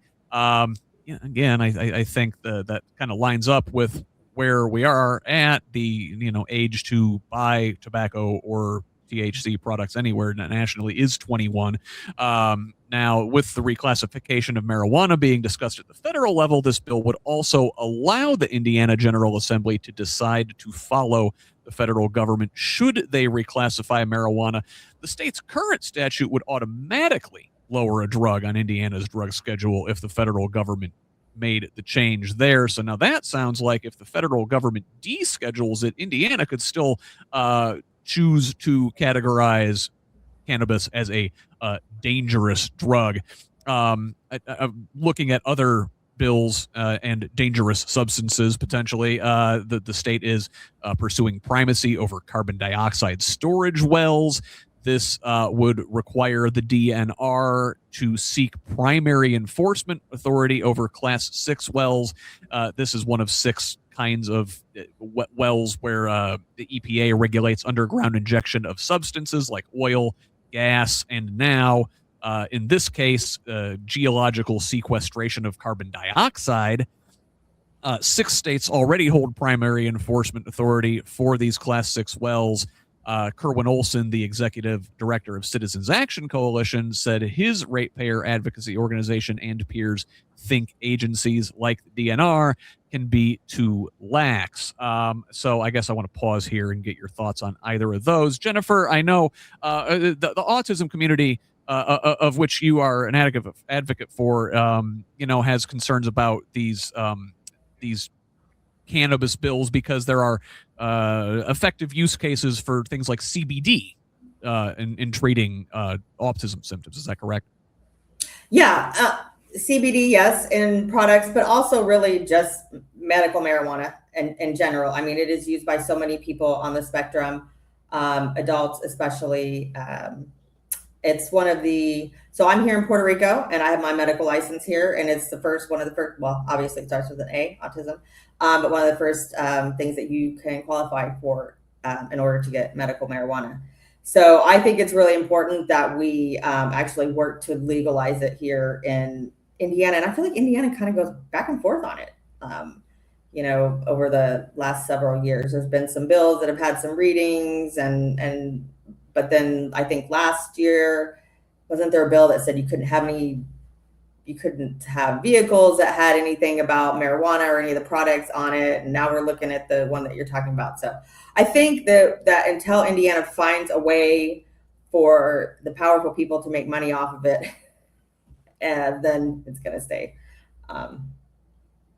not accessible for people. Now, Chuck, you are, you're in water infrastructure, but I wonder what you know about things like this gas infrastructure and the potential like carbon sequestration. Like I know down here in southern Indiana, we have a lot of karst features, underground caves, and they actually use them for like storing natural gas.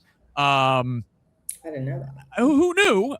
But like, what do you like? Is this carbon sequestration a potential good thing? I mean, we do need to like reduce the amount of CO2 in the atmosphere, but it's very much an unproven technology. I worry about the Indiana DNR, which is a captured organization basically controlled by lobbyists and donors, their ability to regulate this kind of new untested technology. Well, I have I'm going to try to hit these as succinctly as I can. One, I mean, yes, I'm in water, and carbon sequestration is kind of a whole different technology set. However, premises are kind of similar. Anything that happens in our underground, whether it be oil whether withdrawal or injection, has to be carefully monitored locally. There's no other way to do it.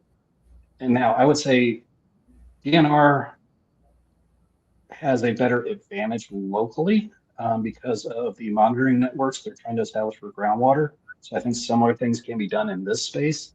But what worries me is the new and unproven part of it, because Indiana and new typically have not married up all that too very well. So I think as long as it's done with the proper geological studies, yes, it could be an idea. I think there are better ways to carbon capture. There are a lot of great technologies out there. We just here in the States have not decided to adapt a lot of that yet. So there's a couple more bills I just want to breeze through really fast because we've got only about 25 minutes here and a bunch of stuff I still want to cover. A bill that would permit but not require a display of the Ten Commandments in schools moved on. Lawmakers advanced this bill. Now, it was originally written to require schools to display the Ten Commandments in classrooms. Now it has been modified, amended to allow school districts to permit the display of the Ten Commandments in classrooms. Lawmakers stopped short of requiring it as the original bill proposed. Critics of House Bill 1086 said giving Indiana districts permission to display the Ten Commandments rather than a mandate would effectively shift the legal burden from the state to school districts instead. Additionally, another sort of school-related bill, lawmakers amended a bit of legislation to keep protections for diabetic kids in place. The House approved an amendment Tuesday afternoon to retain Hunter's Law, a 2007 law that provides additional protections for school children managing diabetes. This change means enhancements to a federal protection will remain in Indiana. A spokesperson for the Indiana School Board Association confirmed that organization had recommended the elimination because it believes the protections are already provided under federal law. Finally, in bills I want to look at this week, a bit of good news as a piece of terrible legislation did go down with the House narrowly rejecting a bill that would have introduced firing squad as an execution method in the state. This bill failed despite having 48 votes in favor and 47 against. In the 100-member House, a bill must earn at least 51 votes to advance. 19 Republicans joined Democrats in voting against this bill, which would have allowed the Department of Corrections to choose between lethal injection and a firing squad when carrying out death sentences. This vote comes a day after lawmakers removed nitrogen hypoxia as a potential execution option. And I guess just, Chuck, you mentioned it earlier, I think, real pro-life, huh? This is what these guys think about. This is Jim Lucas down in Seymour, House District 69. Chris Bowen's running against him, like her a lot. But, what are we doing? We talk about being a pro-life state. I think we just had a big rally for life on the State House steps with a bunch of Republican politicians there touting how much they respect the sanctity of life. And here are the majority of them in the State House of Representatives debating new and effective ways to kill people. So I guess the whole pro-life hypocrisy of it. If I could wave a big enough BS flag anytime they cry that, I think I'd wave my arms out. But you're right. I mean, it's when it's convenient, and really when they say they're pro-life, they're anti-abortion. Period. They're not. Again, it has nothing to do with making people's lives better. They have shown that time and time and time again.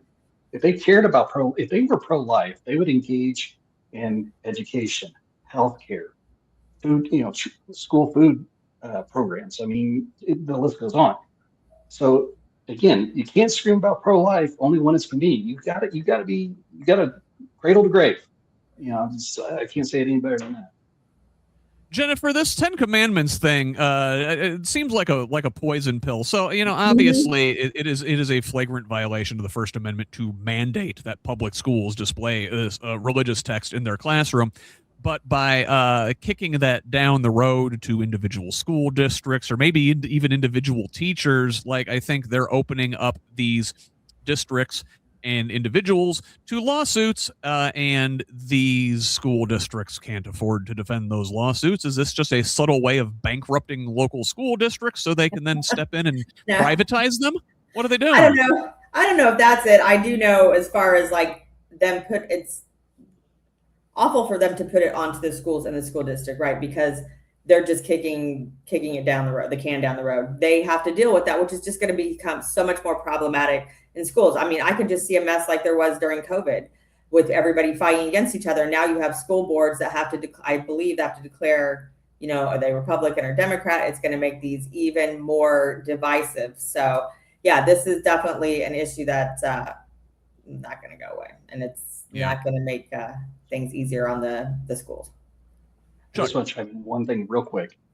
If they're going to allow that, then are they going to allow the Torah? Are they going to allow the Quran? Are they going to allow all of it to come in as well? Again, if you're going to open that door, okay, but open it for everything, because you can't have a single state sanctioned religious text being protected. You have to, you either do all or nothing. Frankly, in my opinion, being none of it needs to be in schools, but yes, that's a whole different bag of rice we can get into right now. Yeah, we saw the Republicans at the national level, sawing the legs out from under the First Amendment's protection for journalism, and here we got our local elected Republicans trying to saw the legs out from the protection of freedom of and from religion in our state. Chuck, this next one I actually flagged specifically because you are here today, and we talked about you are in water infrastructure. That is your real life job. Not just commentating on Sunday mornings here with me. So there was a couple stories in the Indy Star that are talking about, the ongoing struggle to get water to this LEAP innovation district that they're building out in Lebanon, putting all these massive industrial park, data centers, advanced manufacturing, pharmaceuticals, whatever, out in the middle of a cornfield. Hey, it turns out they didn't think about getting water out to this place where there isn't much. So Citizens Energy, Citizens is going to be responsible for getting water out there, and they're going to treat and ship water from Eagle Creek in northwestern Marion County there. So construction is underway to build up this tech park known as LEAP, despite opposition from thousands of Indianapolis residents over the way the state plans to supply the water to the project. At the heart of the controversy is the Eagle Creek Reservoir, from which water will be pulled for the district and eventually returned. Now, residents and environmental activists have expressed concern about potential contaminants entering the water in Lebanon and then being discharged into the reservoir. Citizens plans to ship up to 25 million gallons of water to Lebanon every day, which would be about 2 to 3 million gallons more than they currently pull from Eagle Creek Reservoir. The rest of it will come from the Citizens water system, which includes groundwater sources, Fall Creek, the White River, and 3 other reservoirs, an expansion project at one water treatment plant, the construction of another, 4 new booster stations, and 50-plus miles of transmission mains will move this additional water, and now plans exist for a pipe from Lebanon back to Eagle Creek, where Lebanon utilities intend to discharge the treated wastewater, estimated to be more than 100 million gallons a week. Back into the Eagle Creek? Back into the Eagle Creek Reservoir. Now, people use that water. I used to live there in that area. Mm-hmm. So, following up now from another article, said discharging treated wastewater into a place like Eagle Creek isn't uncommon. Wastewater has to go somewhere, and several miles upstream from Eagle Creek, the Trico Regional Sewer Utility and the Zionsville Wastewater Treatment Plant also discharge into streams that feed the reservoir. Now, what is odd in this instance, said retired Department of Environmental Management and USGS hydrologist Martin Risch, is that the discharge site is located in a contained reservoir instead of flowing water. Now, Chuck, I think the term, let me play devil's advocate here a little bit. The term wastewater riles people up because, oh my God, they're putting waste into our drinking water system. Like, where do we think our toilet goes? Yeah. So again, I'm going to try not to go down too many tangents or into the weeds too far, but first chunk of my water life was in wastewater treatment. So the technology that we use returns the water to the receiving stream at river water or at the receiving stream's quality typically. So that's, the people that are recreating in the waterways. Some of that's coming from farm agricultural runoff, that's coming from wastewater treatment plants, so on and so forth. So the water recycling purpose, what it happens with wastewater treatment, we're basically doing what Mother Nature does, just in a very short amount of time. Now, the caveat to all that, and these articles talk about it, is the nutrient loading rates that go into a fixed water body. So limiting nutrients are phosphorus and nitrogen. And if you introduce too much of either one, you're going to have algal blooms that'll affect human health and quality. It'll affect the grasses in the receiving stream. So there's a lot. Because it is contained, there's not the natural mechanisms that would help this work a little bit more effectively.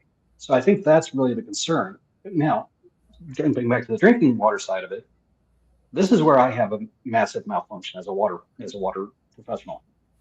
There is technologies we should be using for these kind of projects, and it's called water reuse programs. And this basically takes wastewater that has been treated, again, would be going to receiving streams, put it through one more cycle of treatment, and then use that for the processed water for these type of projects. It can be done as a revenue stream for the wastewater industry. It's a win-win all the way around. And plus, it helps limit any metals from getting back to the receiving streams, possibly poisoning off other things along the way, because let's face it, the data center is not the only thing that's going to be there. There's going to be other industrial components. You could have light industrial, you could have other manufacturing. Pharmaceuticals are notoriously problematic for wastewater treatment because, and this is why I tell people, gotta make a safety plug here. Folks, do not flush your drugs down the toilet. Ever, never do it. Bad idea. Take it for proper disposal because wastewater treatment does not remove pharmaceuticals from the water streams. So whatever goes down your John is going to end up in your water stream 60 to 90 days down the road. So sorry, I hope I... Thank you for explaining these things because it really it's a lot, and it sounds like there are things that we could be doing here that they're not doing to make this safer. I believe so because again, they've opened the door for water reuse to kind of start to be talked about as a actual idea, but they're not actually putting the investments into it yet. So this is a technology that's being used across the United States and in Europe, all over the place. We just are not doing it yet. In Indiana, we are woefully behind the eight ball in water management strategies. Universally, we are behind the eight ball. We should be much further down the road. And then that sort of goes back to what we were talking about with the Department of Environmental Management here in our state being largely, captured by polluter interests and appointed by governors who are propped up by big donations from, extraction and pollution, companies that put things into our environment that we would rather not have. So Jennifer, I'm going to come to you first next on this one here. So let's talk about our good friend Mayor Joe Hogsett in Indianapolis again here. So a joint investigation by Mirror Indy and the Indy Star. This is part 2, just came out this week. Again, showing that at least 4 people with close ties to Hogsett, including 2 former city employees, a top donor, and a former council Democrat, worked on contracts related to Old City Hall, yet a decade later, the building on Alabama Street remains empty. The contracts, worth up to $1.5 million in total since 2017, were awarded without a competitive bidding process, exactly the kind of practice Hogsett criticized on the campaign trail. His first policy announcement while running for mayor in 2015 was an ethics reform package that included a promise to reduce no-bid contracts. Well, this joint investigation has found that, after a decade in power, Hogsett's administration continues to regularly award contracts without a competitive process. In addition to those Old City Hall contracts worth $1.5 million, the city and public agencies over which Hogsett has influence have awarded $5 million in other no-bid legal contracts benefiting 4 of the mayor's top former advisors since 2020. All of them left their city positions for jobs with big downtown law firms, then either signed or worked on multiple contracts with the city or other public agencies, sometimes within weeks or months of leaving. Now, Hogsett spokesperson defended the use of these contracts in a response to questions from reporters, saying, quote, lawyers are evaluated through a qualitative rather than a quantitative lens. Unlike searching for the contractor who can pour a quality curb ramp at the lowest possible cost, legal service providers are selected based on a skill, knowledge, and particular area of the law, experience, availability based on deadlines, and focus of practice, end quote.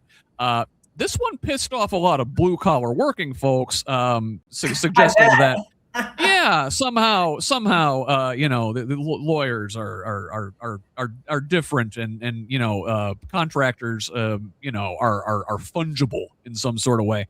Now, other municipalities, it turns out, have found it not only feasible but prudent to award legal contracts through a competitive process. The article details how a city of similar size like Minneapolis does this.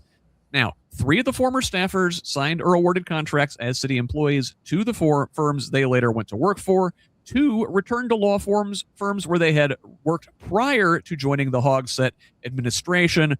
Real revolving door stuff here.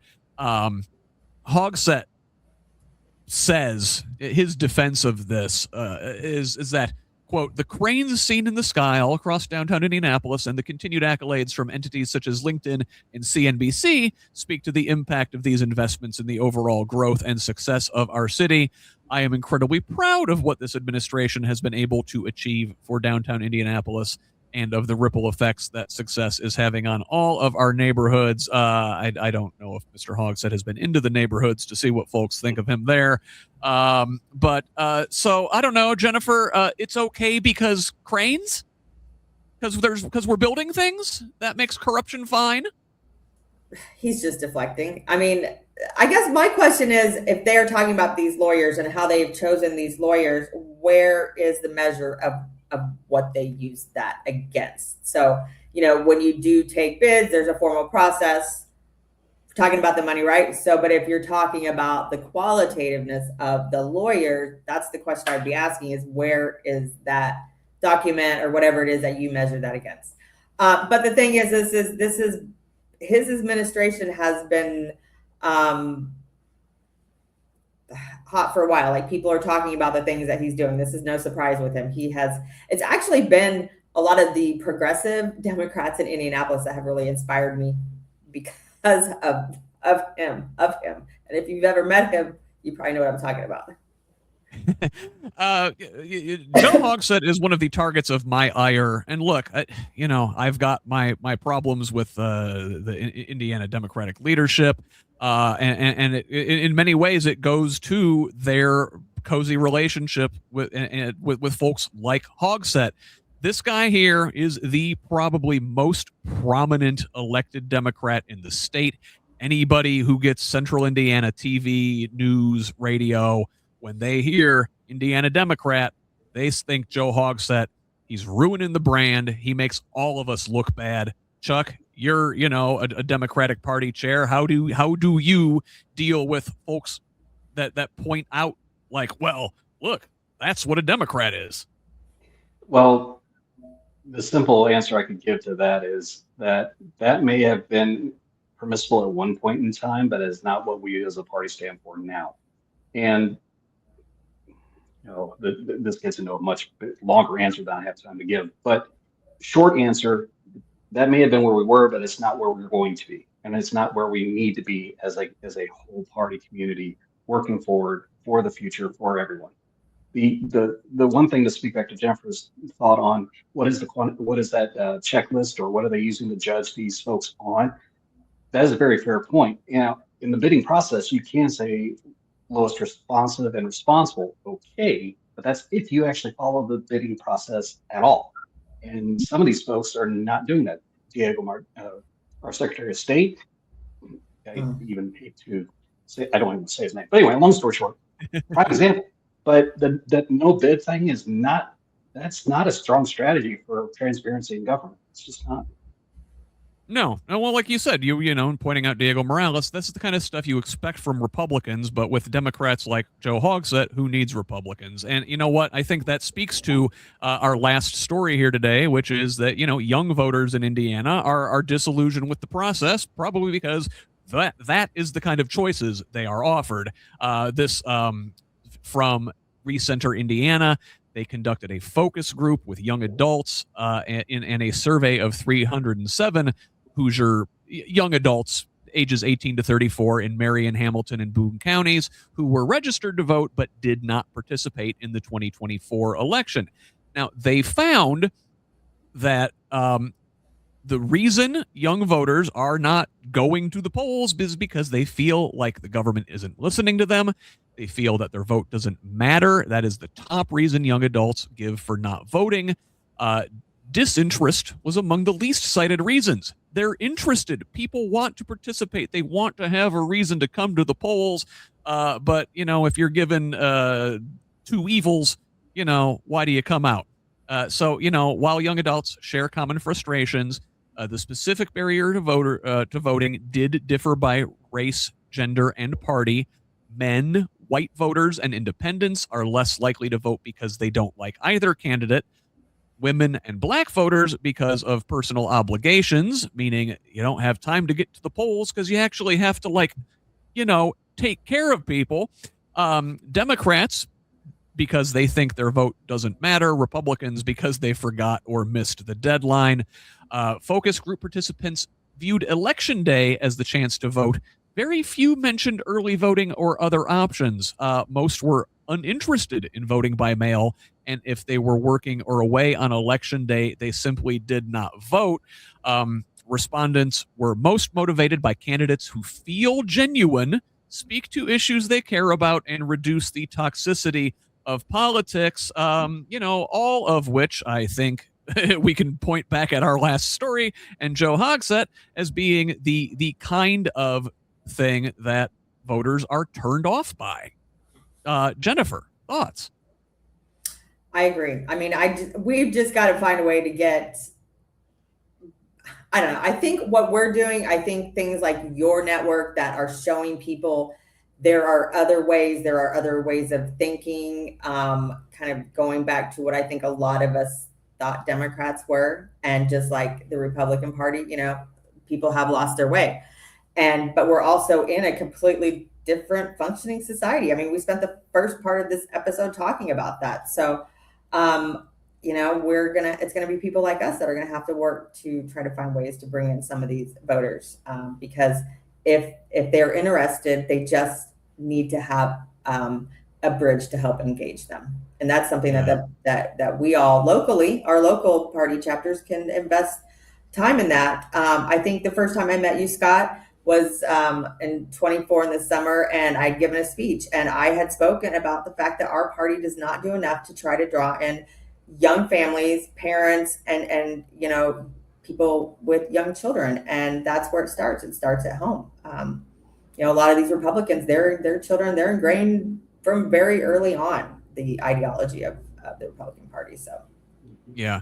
Now, Chuck, I think it was really concerning that these voters kind of only think of as Election Day as the time when they can vote, and I think that is a problem of outreach. Obviously, our state, our Secretary of State, Diego Morales, doesn't want to advertise that there is early voting. They don't want people to participate in the democratic process. They are making it harder to do early voting. They're reducing the early voting hours and the number of days that it can be done. So I really think that it's a failure of outreach. It's a failure to tell people that there are options, Yeah, and I think that it involves being in spaces as much as possible. I mean, the network that you're generating here, messaging is huge, and if you're not talking with people, and that's one of the big things we have to be very cautious of as we go forward, is we have to talk with people and resonate with them, not talking at them. So with young folks, like I can use my daughter for example. I took her to see then Senator Obama, soon to be President Obama, when we were still in Virginia. She was 4 years old. So she has grown up in understanding the democratic process, because I wanted her to understand that, think for yourself, figure out who's worth voting for, then vote for them. Now, the other side of that is we've got to have the right choices in the moment. We've got to contest every single race, and we've got to get that word out across the spectrum. So if we're running good people and we're getting that word out, young people will engage because I will tell you there's there's a protest that's forming with a lot of our schools here this upcoming week. Young people are engaged. We just got to give them that voice that they want moving forward. And I think at least I can say this for Hancock County, we've definitely got a lot of great folks that are doing it. You'll love to see it. You'll love to see it. Well, that brings us to our conclusion today. I'd like to thank you guys for both tooting our horn here at the very end of the process. Before I take us home with the final pitch, though, Chuck, why don't you tell the folks where they can find you? So you can reach me through Indiana or Hancock, Indiana Democrats through our website, and you'll see me around on Facebook quite a bit if you kind of research through that. And I'll hope to be adding a larger voice to certain things as we go forward in the selection cycle. So, thanks. Jennifer, where can folks find you? You've been writing like every day lately. Where can folks find you? I know. I probably write 5 articles like that a day. I just don't put them out. So I usually use Facebook a lot. You can always find me on Facebook, Jennifer David or Jennifer David for Hoosiers. That's my old campaign site. And then I've been doing a lot on Substack now. So Jennifer David, BCBA, that stands for Board Certified Behavior Analyst. So I've been spending a lot of my time trying to analyze a lot of what's going on in our state and our country from a behavioral perspective. It's a really interesting perspective and one that you don't always get. So I appreciate having your voice out there, Jennifer, and I'm glad that we here at Progressive Indiana Network can help amplify it a little bit. I will tell you, it's just a great combination of autism and trauma. So it gives me the ability to, and 25 years of working within the Medicaid system in Indiana. So it's very much a systems perspective. Well, very good. Again, proud to help amplify that, and just love seeing it. So again, folks, please help us do things like amplify voices like Jennifer's with a subscription over at progressiveindiana.net.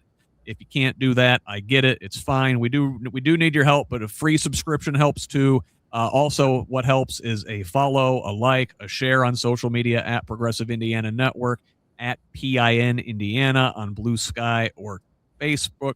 On Blue Sky or TikTok. You can find me personally at Who's Left on most of your social media sites. But for now, on behalf of my guests, Chuck Gill and Jennifer David today, this is Scott Aaron Rogers signing off. Bye. Love each other, Indiana. Thank you.